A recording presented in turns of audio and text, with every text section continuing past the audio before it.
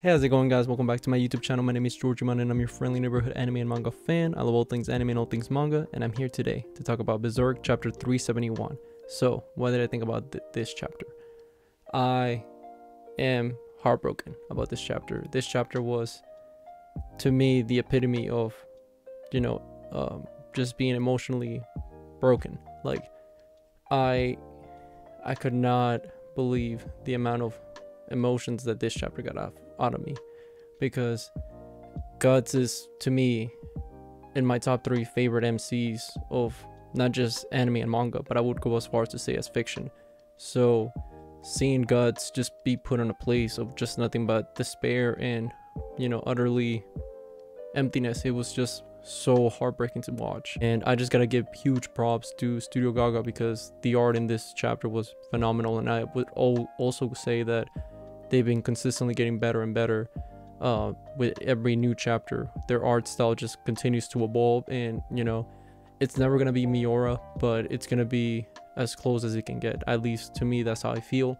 And I love Miura. He's my favorite mangaka of all time, and I'm just happy that as a Berserk fan we get to continue the story with after the tragedy that was his passing. So right off the bat, Studio Gaga, keep doing your thing, and thank you guys for putting chapters out. Before we go on with this chapter, I'd like to give you guys a quick reminder to subscribe to my YouTube channel so you guys can be up to date with all Berserk and anime and manga content going forward in the future. I'm currently uploading Chainsaw Man, Hunter x Hunter, and now Berserk content, but I like to upload more going forward. So if you guys want to stay up to date with all things Berserk, please subscribe to my YouTube channel. I'll really appreciate it. But continuing on, this week's chapter really hit you in the heartstrings, because we get to see just how low Guts is currently in his mental state, because ever since the eclipse, Guts has been through a lot. Even before the eclipse, he already went through a lot bit, but his whole goal was to protect Casca. And his first goal was to just protect her, but then it went to it evolved to something of, let's fix her, let's get her back to the old Casca. And she finally got her memories back, and what happens? Griffith took her away. But not just that, but also Guts, he wasn't able to take down Griffith or even lay a single hit on him, which throughout this journey post eclipse, we've seen the progression of Guts and how he strives to continue to survive, and how he keeps evolving. And we keep seeing Guts evolve into the Guts that we saw during Fantasia arc, which it was a Guts that was no longer filled with hate, and he was happy for once in his entire life. He could honestly say that he was in a comfortable place. He has his family, his crew. You got Shirke, Farnee, Serpico, Roderick, the Chad, and then Casca, and he had all of this. And within one instant, Griffith came in and swept it all up.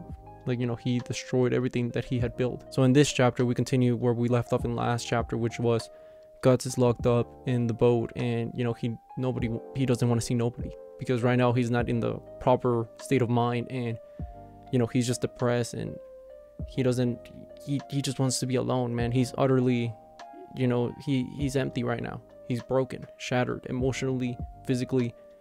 He doesn't know what to do with himself. And you see that his sword is there, and Shirke, she decides to check up on Guts, because Shirke and Guts have a very close relationship when it comes to, like, Shirke looks up to Guts, and Guts he's very fond of Shirke. He's sort of like, I would go as far as to say maybe like a daughter or some sort of a little sister kind of thing. So we see that Shirke, she actually uses her astral projection, and she goes to check on Guts, and just like she has done in the past, whenever she stopped the beast of darkness, whenever he would go full-on berserk mode. And we see that she tries to tap to Guts, and Guts, he's just not in the right state of mind. He's just fueled with hatred at the moment. And she sees his thoughts, and you see a glimpse of everything that has transpired after the eclipse, which has been, you see a little bit of the horrors with the Farnees. You see every little encounter he's had, or any noteworthy thing that has happened post eclipse, all these tragic moments. And Studio Gaga did an amazing job drawing it all. I just want to say that. But yeah, it was, Guts is, he's utterly depressed at the moment. He is a broken man, and you cannot blame him. He's been through enough, and just when he thinks that something good in his life is coming, it gets taken away from him once again. So, continuing on, Shirke, she eventually she keeps digging in, and she sees, Griffith, because that's the thing that it's in Guts' head right now. Griffith, because he's filled with hate of Griffith, and he wants to take him out. And you see a glimpse of the Beast of Darkness, at least, because you see these chains being broken, which I'm guessing is the Beast of Darkness.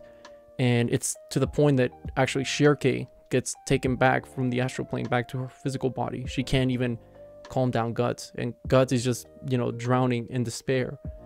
And you get to see just the symbolism of the Beast of Darkness taking over. And that's something that, it's sad, man, because Guts, all the progress he had made, he finally found peace, but it got all taken away once again by the same person that did it before, Griffith. And the saddest part about the whole thing is that once Shirke gets pushed away, Guts just goes on and says, everything was worthless. Like, everything it doesn't matter. Like, he just goes in a whole monologue saying that, nothing means anything. Like, it's all gonna be taken away anyway. And you just see Guts laying down in a cradle position, and it's just depressing, man. Guts, we grown so attached to him, so whenever he feels like this, it's heartbreaking, because that's our man. Like, Guts is our homie, so whenever our homie's down, we want to pick him back up and tell him that everything's gonna be all right. But due to the circumstances, that's not the point in time to do this. So following that up, we cut to Sonia, and we see that she's in Falconia, and you see that you get to see Mule and Lucas and Grumbel, and they're all chit-chatting a bit, catching up. They're like, oh, what, how you been, a little quick talk, whatever. But the main thing is that they see that Griffith's coming, and you finally get to see Griffith show in Falconia. And the first thing that Sonia sees is that he's carrying Casca, and you just see the chapter end with Griffith giving the smirk that he always does, which is so unsettling. And every time I see it, it gets me chills, because I don't know what he's thinking. He's always up to something, and you never know. You can never get a read on him, which makes him the much more menacing, because we don't know what he's gonna do with Casca. We know that he obviously is the Moon Boy. It was confirmed, and why not? But what is he gonna do now? Is he gonna keep her in Falconia, just like kind of like, I got my weakness here, so no one can utilize it against me now? I'm also curious to see how Sonia is gonna react to it, because we know that Sonia can read people's minds. So I'm wondering if she can, get inside Casca's mind, and she might be either A, the person that's able to fix Casca completely, or B, she gets to actually see the memories of the eclipse, and maybe that affects the way she looks at Griffith. But that's just my theory. But overall, this chapter was phenomenal. I loved it. At the same time, it's, it hit me in the heartstrings, and that was purposely done, because if you knew how Miura would write, he knew always to get these emotional moments. And I'm sure that if he's looking down upon us at Studio Gaga and telling them, good job guys, like, you guys are killing it. And yeah, other than that, I would just say that this chapter was great. I loved it, and I'm just sad, man, because we seen our boy Guts, been through so much, and it seems like he's going to continue to go through a lot more. But hopefully either Farnese or Serpico or Roderick or somebody can lift him up and get him back, or maybe the Skull Knight, pick him back and lift his spirits up, because right now he's in the darkest place that he's been in a long time. And that's saying something, because Berserk is very dark as it is. But with that being said, what did you guys think about this chapter? Did you guys hate it? Did you guys love it? Did you guys think it was alright? I personally love it, but whatever you guys thought, let me know in the comment section down below. Also, thank you so much for sticking all the way to the end of the video. I really appreciate it, and don't forget to like, comment, and subscribe to my YouTube channel for more Berserk and anime and manga content in the near future. But with that being said, I hope you guys have a great rest of your day. Bye bye.